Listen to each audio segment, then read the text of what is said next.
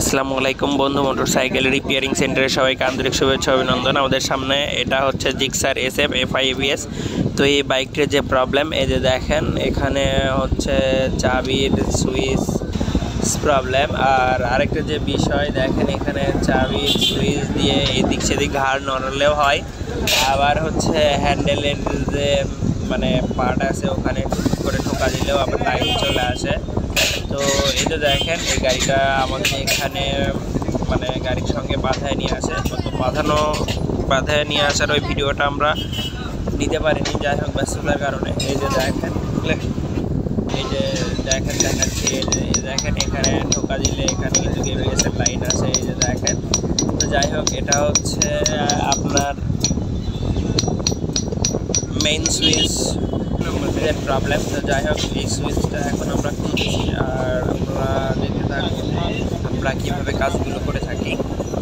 তো এখানে যে কোনো বাইকের কাজ, FI বাইকের কাজ, এখানে হচ্ছে আপনার যদি মেইন সুইচের প্রবলেম থাকে ওটা হচ্ছে ECU বলেন, এটা ধরে নেয়। তো যাই হোক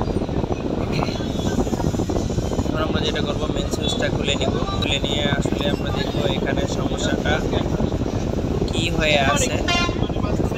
তো এই তো দেখেন আমরা সুইচটা কিন্তু খুলে নিচ্ছি, আর সুইচটা খুলে নেওয়ার পরে আমাদের যেটা করতে হবে সেটা হচ্ছে মাল্টিমিটারের সাহায্য নিয়ে এটা চেক করতে হবে।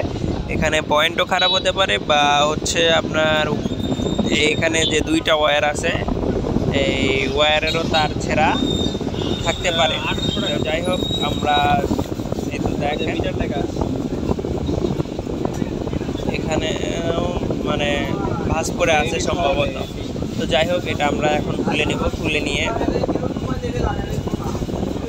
নিয়ে আপনাদেরকে দেখাবো, কারণ আমাদের এখানে অনেক বাইক আসে যেগুলো খুব প্যারা দেয় আর কি।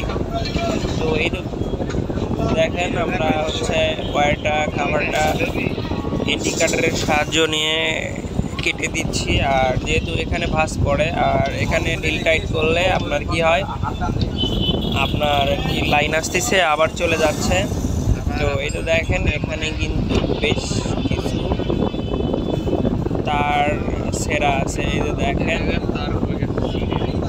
এখানে কিন্তু বেশ কিছু তার ছেঁড়া আছে। তো যাই হোক সেটা প্রবলেম নয়, প্রবলেমটা আমরা এখন হচ্ছে এই যে পুরো সুইচের যে আছে এটা আমরা পুরোটাই খুলবো। আর খুলে এখানে দেখেন অনেক ময়লা আছে, তো এটা আমরা ক্লিন করব। আর এই যে দেখেন এখানে সমস্যাটা যেখানে হয়েছে মেইন সুইচের গোড়ায় থেকে ঝালাইটা খুলে গেছে। তো যাই হোক এটা আমরা ঝালাই করে নিয়ে আসি, ঝালাই করে নিয়ে এটা আমরা লাগাচ্ছি। এই যে দেখেন তো লাগানোর পর এই যে এখন আলহামদুলিল্লাহ সমস্যাটা সমাধান হয়েছে।